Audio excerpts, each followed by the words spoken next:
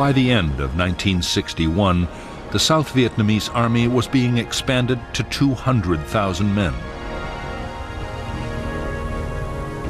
South Vietnam also had Marine units, a small air force flying American aircraft, and a Navy for coastal patrol. As well as the regular armed forces, there was the 68,000-man paramilitary Civil Guard and various local militia.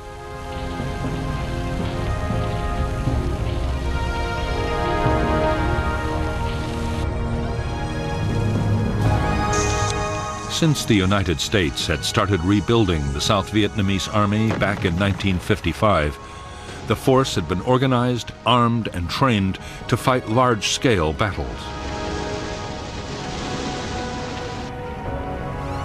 The danger had been expected to come from the North Vietnamese or Chinese armies, not from guerrilla bands.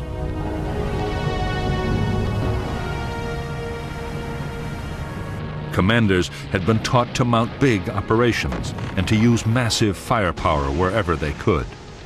In fact, the South Vietnamese Army's entire structure and military doctrine had been copied wholesale from the United States Armed Forces.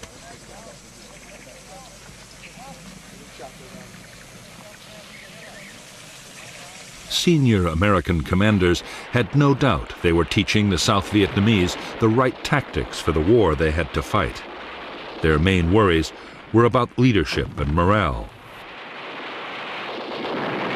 President Diem had appointed his generals for their political loyalty rather than their abilities, while junior officers' promotions depended on family connections. As for the men, they were sometimes so poorly supplied they had to steal food. Desertions were running at 400 a month.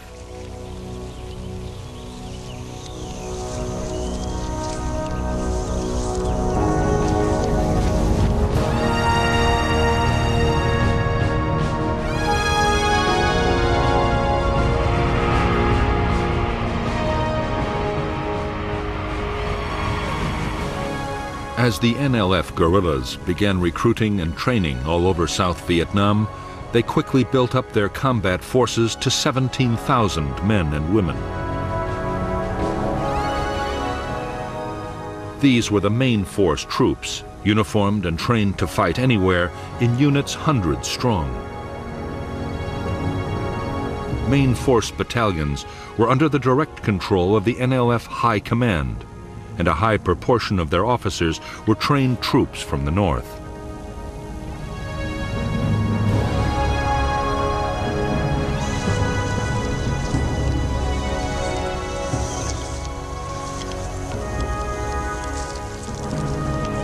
The NLF were also creating regional and local forces. Regional troops were controlled by district commanders. They were less well armed and trained than the main forces, but their scattered units could come together to create powerful formations whenever they were needed.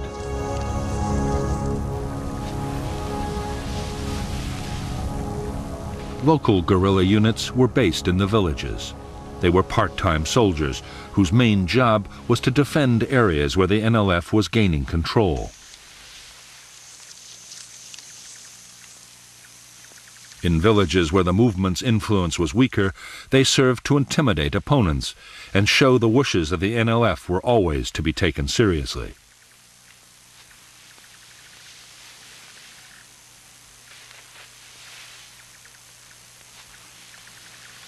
The vast majority of new recruits to the NLF were teenagers with no military experience. In the hamlets, they were organized by political officers into three-person cells. Long ago, the Chinese communists had found that 3 made for a group more tightly knit and loyal than any other number.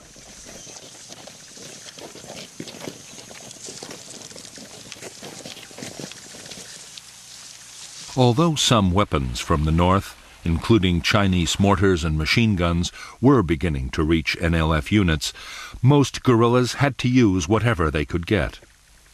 Rifles and equipment captured from the government army or left over from the French War made up the bulk of the arsenal.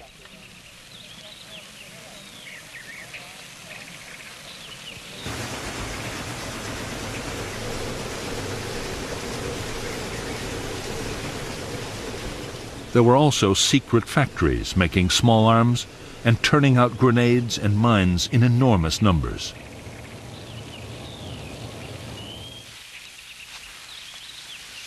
Local forces depended on even more primitive weapons.